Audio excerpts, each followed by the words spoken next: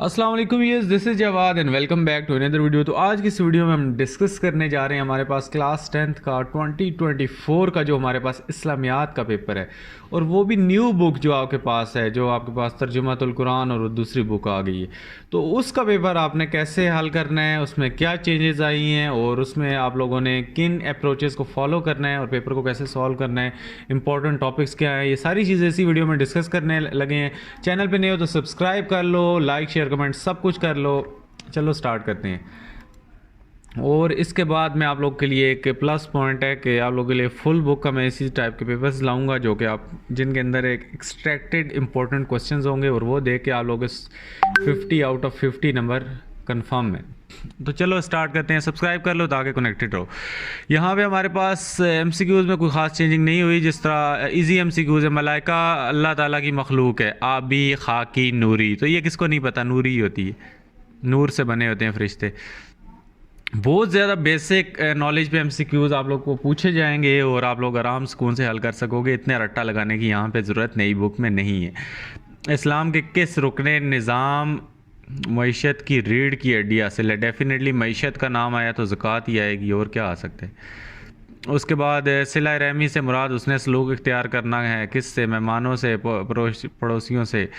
तो ये आप लोगों ने देख लेना है। इसके बाद खुतबा हुज्जतुल विदा में आप सल्लल्लाहु अलैहि वसल्लम ने फ़जीलत का मयार करार दिया है। इसी तरह आसान आसान एमसीक्यूज़ सारे हैं। हदीस मुबारक के मुताबिक तमाम बुराइयों की जड़ क्या है?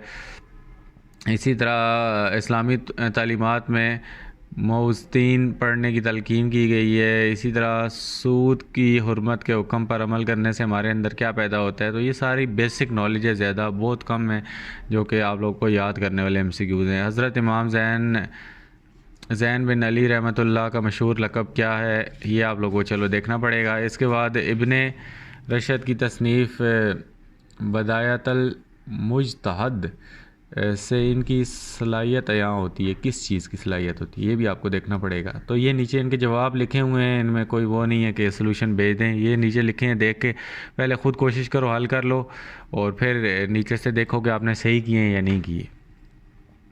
सब्जेक्टिव की तरफ आते हैं, जो हमारा मेन टॉपिक है। इसमें भी अगर हम क्वेश्चंस की नेचर देखें ना, तो बहुत ज़्यादा आप लोग को जनरल नॉलेज के क्वेश्चन है जो कि आप लोग को पता होने चाहिए। जन्नत और जहन्नम में जाने वाले दो अमाल के नाम लिखें, कोई से भी दो के लिख दो। ज़कात और उशर में फ़र्क आप लोगों को पता होना चाहिए, बेसिक है। सीरत तैयबा में ख़वातीन के साथ उसने सलूक की एक मिसाल तहरीर करें, कोई सी मिसाल दे सकते हो।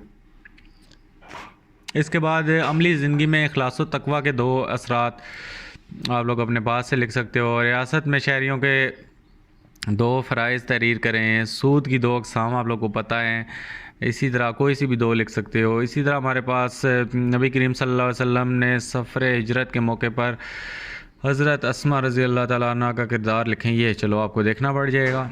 इसके बाद ग़ज़वा आद में हज़रत उम्मे अमारा रज़ी अल्लाह ताला अन्हा का क्या किरदार था, ये भी चलो आपको देखना पड़ेगा। इसके बाद ये अगेन आप लोगों के पास जनरल नॉलेज है। ख़ुद ज़्यादा क्वेश्चन जो है आप लोग को कॉन्सेप्चुअल है, बिल्कुल आप लोग को क्लियर होने चाहिए, और आप लोग को रट्टा लगाने की उनमें ज़रूरत नहीं पड़ेगी। अगेन ये वाला क्वेश्चन भी आप अपने पास से लिख सकते हो, तो इसको भी एक बार मॉडल पेपर को हल कर लेना। इसके बाद हज वाला इंपॉर्टेंट लॉन्ग क्वेश्चन है। इसके बाद या फिर आप सिला रहमी वाला कर सकते हो। इसके बाद इखलास व तकवा वाला इंपॉर्टेंट है, ये भी आप कर सकते हो। इन दोनों में से कोई एक आप लोगों को करना है, फिर इन दोनों में से कोई एक आप लोगों को हल करना है। मेन ये आ जाता है, बच्चे कहते हैं कि पहले तर्जुमा याद करना होता था, वो भी नहीं याद करना, आपको के ऊपर इतना कोई बर्डन नहीं है। अच्छा, इसके क्वेश्चन के कहते हैं आंसर हम कैसे याद? ओ भाई, याद नहीं करना आपने कुछ भी। मैं आप लोगों को बताता हूँ, ये सामने लिखे होते हैं, यहाँ से कोई 6th क्लास का बच्चा भी ढूंढ के दे सकते हैं। जिस तरह अगर हम इस आयत को देख लें तो अल्लाह ताला के मुकर्रर करदा पहरेदारों की क्या ज़िम्मेदारी है? तो पहरेदारों की ये ज़िम्मेदारी क्या है जी? उसके पहरेदार मुकर्रर हैं और इंसान के आगे भी पीछे भी अल्लाह के हुक्म से उसकी हिफाजत करते हैं, ये उनकी ज़िम्मेदारी है भाई। इसके बाद कौमों के अरूज व ज़वाल का क्या कानून बयान किया गया है? तो अल्लाह ताला कौम से अपनी नेमत को नहीं बदलता जब तक वो ख़ुद उसकी नाशुक्री नहीं करते। तो जब नाशुक्री करोगे तो ज़वाल आ जाएगा। तो जब अल्लाह ताला किसी कौम को तकलीफ़ पहुंचाने का इरादा करता है तो फिर उससे कोई टाल नहीं सकता। इसके बाद नज़ूल कुरान का क्या मकसद बयान किया गया है, तो अंधेरों से रोशनी, ये मकसद आ गया। अल्लाह ताला की कौन सी सिफ़ात हैं, तो गालिब है, बहुत तारीफ़ों वाला है, ये सारी सिफ़ात हैं। इसके बाद हमारे पास इस आयत में वालिदैन से उसने सलूक के बारे में कौन से 3 अहकाम बयान किए हैं, तो मैं भी ढूंढ के आपको दे देता हूँ। हालांकि मैं ख़ुद ये पहली बार पेपर देख रहा हूँ, तो हर कोई यार इसको कर सकता है, इजी सीन है यहाँ पे। अच्छा सलूक करो, उसके सामने उफ तक ना कहो, झड़को वगैरह नहीं, ये सारी चीज़ें 3 अहकाम ये हैं। इसके बाद हज़रत नूह अलैहिस्सलाम को किन बातों का हुक्म दिया गया है, तो कश्ती बनाने का। ये सारी अपने कश्ती बना ली, उसके बाद कश्ती में सवार हो जाए, उसके बाद अपने घर वालों को सिवाय उनके जिनके बारे में पहले हुक्म तय हो चुका है, अल्लाह ताला ने बता दिया था कि जो जो उनके बंदे हैं उनको सवार कर ले, बाकी सब ने गर्क हो जाना है। हज़रत नूह अलैहिस्सलाम ने कौन सी दुआ सिखाई, तो ये आप लोगों को नज़र आ जाएगी। इसके बाद इन आयत में बुराई का बदला और माफ़ कर देने के मतलब कौन सी हदायत हैं, तो ये आप लोगों के पास ये हदायत है, आपको नज़र आ जाएंगी।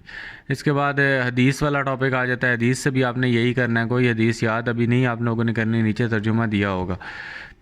तो किन बातों का हुक्म दिया गया है, तो यही है कि अल्लाह की इबादत करो, शरीक ना करो, अल्लाह की रस्सी को मजबूती से थामे रखो, फ़िरक़ों में ना बटो, और ये सारी चीज़ें।